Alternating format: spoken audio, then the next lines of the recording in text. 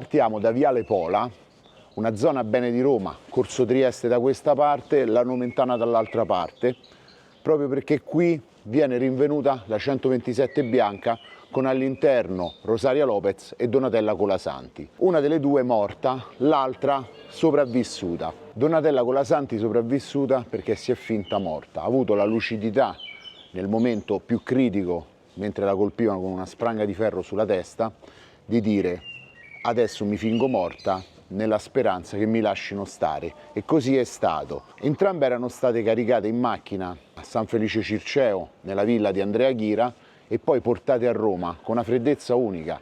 La fortuna ha voluto che le due ragazze siano state avvolte con delle coperte, perché non c'era nulla di organizzato. Se fossero state avvolte per esempio in sacchi e chiuse per bene, non avrebbe funzionato l'idea di Donatella di fingersi morta, perché sarebbe soffocata. La fortuna per Donatella è stata anche il fatto che lungo la strada non si siano disfatti dei cadaveri, perché se l'avessero buttata da qualche ponte, se l'avessero seppellita viva, se l'avessero buttata giù da una scarpata, non sarebbe sopravvissuta. Invece i tre, Andrea Ghiro, Angelo Izzo e Gianni Guido, peccarono di presunzione ma anche di follia, perché tenevano due cadaveri all'interno di questa 127 bianca di proprietà del padre di Guido, tra l'altro, con il rischio di renderla inutilizzabile, perché due cadaveri all'interno, con tutti i liquidi che perdevano, con tutte le problematiche che gli avevano creato, avrebbero sicuramente lasciato tantissime tracce. E loro tranquillamente, dopo un viaggio di circa un'ora e mezza da San Felice Circeo fino a Roma Centro, lasciano la macchina qui parcheggiata per andare a mangiare al ristorante. Perché che fai?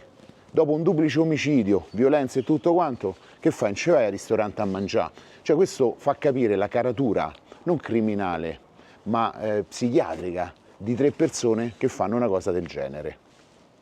Voi immaginate che in un quartiere così tranquillo, silenzioso, di sera, i rumori che provenivano dalla 127, perché quando Donatella si è accorta di essere arrivata e che loro erano scesi per mangiare, ha iniziato a battere, a colpire praticamente la macchina e strillare per farsi sentire. È stato un attimo che prima una signora ha notato questo rumore e successivamente un metronotte che era di pattuglia all'ingiro sente questo e avvisa i carabinieri. I carabinieri, che vengono avvisati, ovviamente mandano subito una nota radio per far intervenire qualcuno per aprire questo bagagliaio, e anche un fotografo riesce a sentire questa cosa e si precipita. Infatti da lì lo scatto emblematico di Donatella che esce tumefatta da questa automobile perché aveva preso tantissime botte, violenza eccetera. Viva per miracolo, tra l'altro, perché tutti i traumi che aveva in testa, al corpo eccetera, le violenze subite, erano una cosa non da poco. Ma l'altro discorso verte su come è stato possibile che queste ragazze di una Roma tranquilla, una Roma popolare, quella della Montagnola, che al tempo era un normalissimo quartiere popolare, siano finite nelle grinfie di tre criminali, pazzi, malvagi, chiamiamoli così, semplicemente perché erano tre bravi ragazzi di un quartiere bene come questo, dove i loro genitori o erano i famosi palazzinari del tempo, quelli che costruivano a Roma e avevano fatto i soldi, o nel caso di Guido, un alto dirigente di banca che aveva tantissimi soldi, e una educazione importante, perché tutti avevano frequentato scuole private come San Leone Magno, una scuola privata dove oltre a essere seguiti dai preti pagavi una retta importante tutto l'anno. Oltre a questo erano tutti rampolli che frequentavano l'università ma che avevano un po' scapocciato con la testa e che anche grazie agli ambienti di estrema destra che frequentavano avevano già iniziato a commettere crimini importanti. Non a caso lo stesso Izzo era già stato condannato per una violenza simile qualche anno prima e l'aveva, tra virgolette, scampata con poco e niente grazie agli avvocati. Lo stesso Guido, lo stesso Ghira avevano già delle condanne importanti anche per rapine. Per esempio Izzo e Ghira avevano già fatto una rapina in casa. Se considerate che dovevano essere tre bravi ragazzi, già solo pensare questo fa capire che c'era qualcosa che non andava nella testa, perché non avevano necessità di fare reati o comunque di prendere soldi in questo modo, bensì volevano semplicemente passare il loro tempo, commmettevano reati per il piacere di commetterli, per il piacere di fare violenza, per il piacere di essere prevaricatori, perché ognuno di loro a modo suo aveva dei problemi. In particolare Angelo Izzo aveva dei seri problemi legati con la sfera sessuale, ma anche con la sua propria considerazione. Come si sono conosciuti? Praticamente i pariolini, quelli di queste zone, cioè Corso Trieste, Coppedè e Parioli, che sono tutt'uno, amavano frequentare un luogo che si chiamava Il Fungo, che ancora esiste a Roma, ma è un ristorante con sopraelevato dove c'è praticamente questa forma a fungo, permette di avere una visuale sul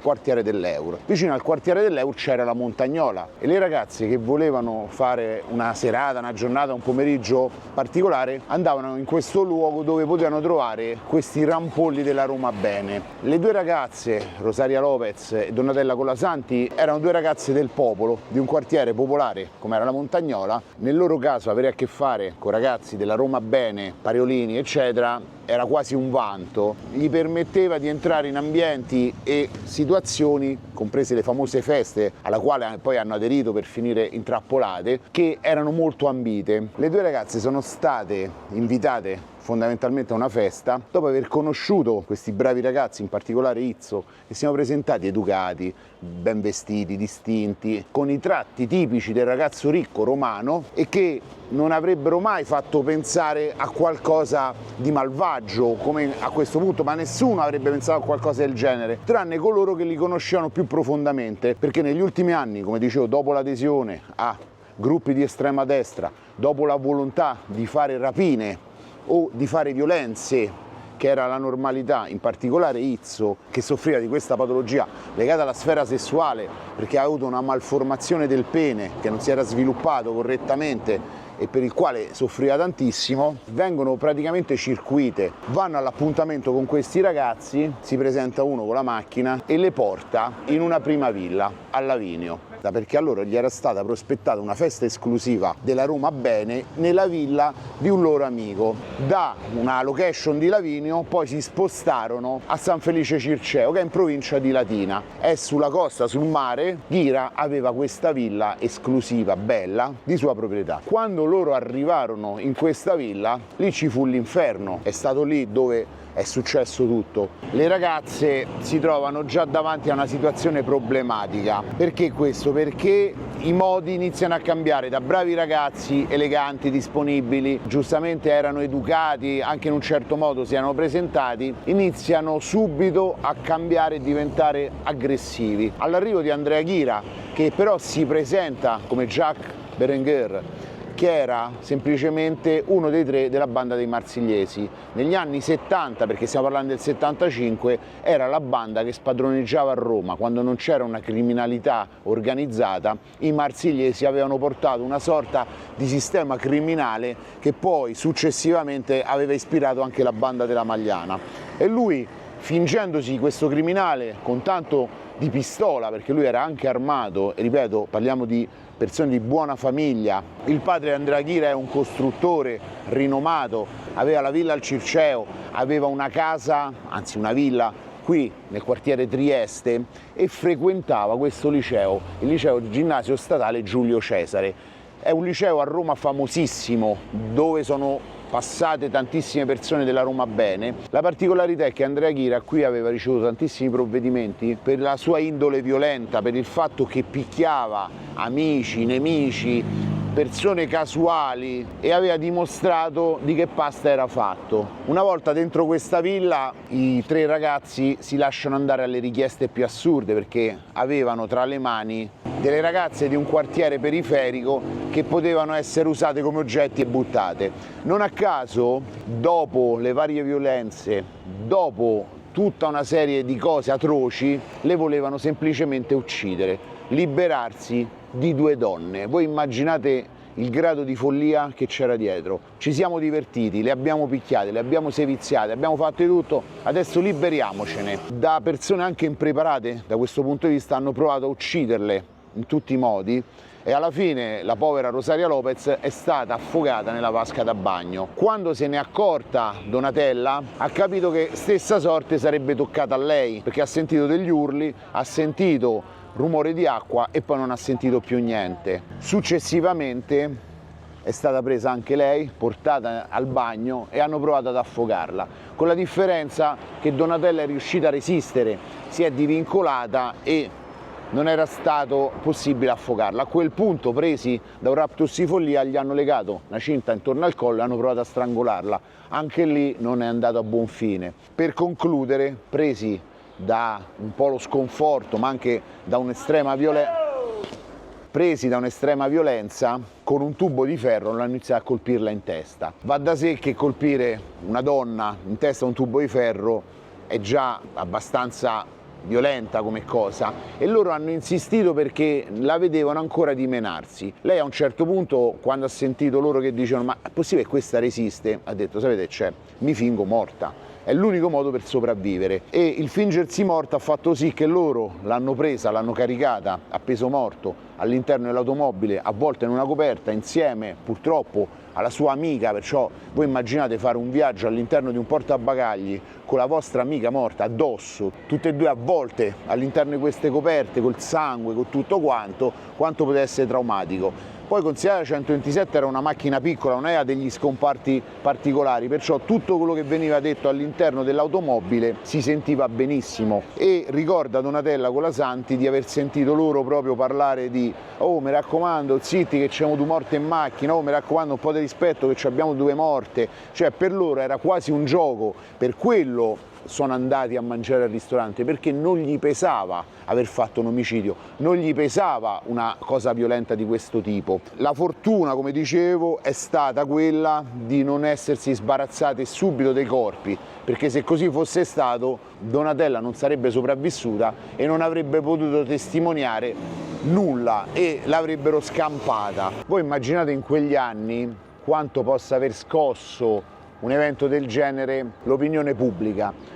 In realtà, quando sono stati presi i due ragazzi, perché il terzo non è mai stato preso, Andrea Ghira si è reso subito irreperibile, mai ha fatto un giorno di carcere fino alla sua morte. Tra l'altro c'è chi dice che la sua morte, la persona che è stata trovata in overdose, non sia lui. È stato fatto un test del DNA per accertarsi questa cosa, alcune persone continuano a insistere su questa cosa dicendo che avendo molti agganci il test sia stato falsato, però questo è un altro discorso. Entrambe ammettono subito quello che è successo, ma visto il periodo storico, visto anche il fatto che loro erano due rampolli della Roma Bene, avevano anche dei precedenti, usano una linea difensiva abbastanza particolare. Ste ragazze sono venute loro, poi noi abbiamo esagerato, questa è un po' stata la linea difensiva che hanno utilizzato, e poi è andata male. Questo era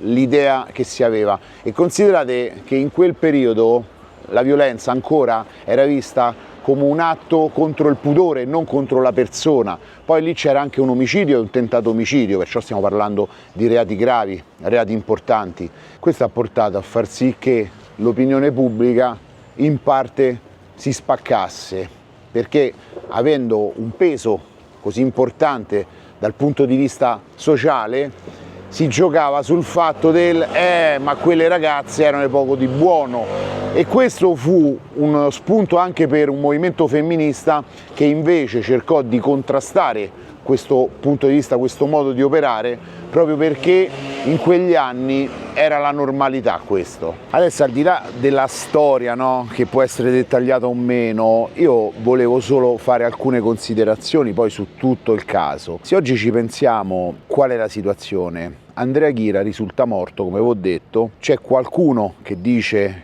che dopo l'esumazione di questo cadavere di una persona, di Andrea Ghira, che sarebbe morto di overdose all'estero, questa analisi del DNA sia stata manomessa perché agganci, contro agganci, la mamma, la zia, tutta una serie di cose, non sia il vero cadavere e che Andrea Ghira sia ancora in giro. E questa poi fu una delle ultime dichiarazioni di Donatella Colasanti, ancora prima di morire nel 2005, che diceva Andrea Ghira è vivo e gira ancora per Roma. Però noi abbiamo ancora altri due protagonisti, uno è Gianni Guido e l'altro è l'ancora più noto Angelo Izzo. Gianni Guido si tiene sempre basso, paga subito alla famiglia un indennizzo di 100 milioni al tempo, proprio perché vuole scontare meno anni possibile e infatti ottiene, tra virgolette, uno sconto di pena grazie anche al fatto che ha pagato questo indennizzo. Dall'inizio che era l'ergastolo è passato poi ai 30 anni, poi piano piano sconti di pena eccetera, semilibertà, e oggi Gianni Guido è in libertà. Cioè Gianni Guido probabilmente potremmo averlo incontrato anche per questo quartiere che è il suo, ed è questa la prima considerazione da fare. Gianni Guido, che è la persona, uno degli artefici di questa violenza importante, oggi che cosa fa? Come ha vissuto questa cosa? Non rilascia interviste perché altrimenti immaginate come verrebbe ancora visto, ma l'altro protagonista estremo è Izzo. Angelo Izzo in realtà non si è mai pentito e nel non essersi pentito sia lui che Guido hanno provato diverse volte ad evadere, e nelle loro evasioni, specie quella di Guido, sono stati condannati anche personale della struttura penitenziaria, in particolare un agente che pare l'abbia fatto uscire, ma sono stati coinvolte diverse persone in questa fuga. E questo fa capire come al tempo era facile corrompere anche in un ambito importante come quello delle carceri. Nella figura di Angelo Izzo sono iniziate le collaborazioni, nel senso che si è presa sta persona che in teoria non sapeva nulla, ma ha iniziato a collaborare su tantissimi fatti di tutti i tipi, stragi, eventi di ogni tipo, eversione, estremismo, eccetera. Lui sapeva tutto. In realtà la maggior parte di queste sue dichiarazioni furono dichiarate inattendibili e questo la dice lunga sul profilo criminale di Angelo Izzo. Angelo Izzo secondo me meriterebbe un video a parte, anche perché si è macchiato poi altro duplice omicidio, sempre nei confronti di donne innocenti. Però questo è un altro capitolo. Se volete che vi parli specifico di Izzo, cioè profilo criminale di Izzo dall'inizio alla fine, scrivetemelo nei commenti. Però è importante dire che nonostante i tentativi di fuga, nonostante una situazione secondo me psichiatrica, problematica, criminale importante, ad Angelo Izzo era stata concessa la semilibertà. Sta nello statuto di chi sconta un ergastolo? Sì, però secondo me in quel caso andava valutato un ergastolo stativo, cioè quello dove tu non puoi beneficiare di questi vantaggi. Per quale motivo? Perché è un individuo socialmente pericoloso, lo ha dimostrato sia dal punto di vista di quello che lui ha continuato a dire, a affermare, cioè l'assenza di pentimento, il fatto che lui non si reputava un killer, non si reputava uno psicopatico, ma semplicemente era stato un momento. E successivamente, ai 2 omicidi successivi, le dichiarazioni sono ancora più problematiche. C'è tanto materiale su Izzo, c'è poco e niente su Guido, e su Ghira ovviamente non si sa più niente. Donatella Colasanti purtroppo è morta nel 2005 per un tumore al seno e non è riuscita a portare avanti la sua battaglia. È stata comunque simbolo anche per il femminismo del tempo, ma anche successivamente, di un qualcosa che doveva essere portato alla ribalta, perciò la sua figura rappresentava la resistenza di una donna anche nei confronti di 3 mostri, come in quel caso, che nonostante è stata presa sprangata in testa, è stata data per morta, è riuscita a sopravvivere, è riuscita a raccontare e farli arrestare.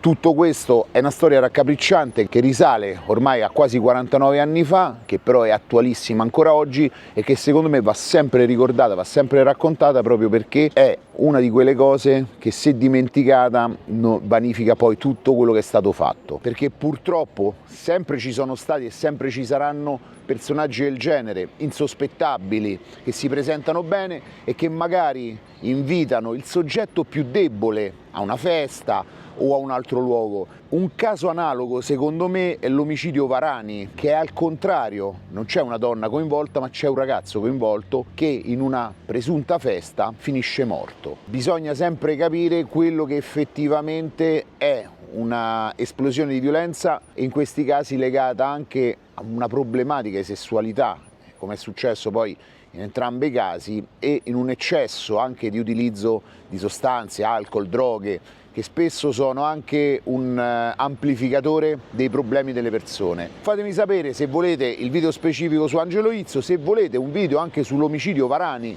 che sicuramente ha molte analogie, con la differenza che il protagonista è maschile e non femminile, però c'è sempre quel limite di debolezza di una persona sopraffatta da altre persone in un contesto simile e diverso in questo caso, o altre storie simili. Per adesso qua dal quartiere bene di Corso Trieste vi saluto e ci vediamo alla prossima. Ciao!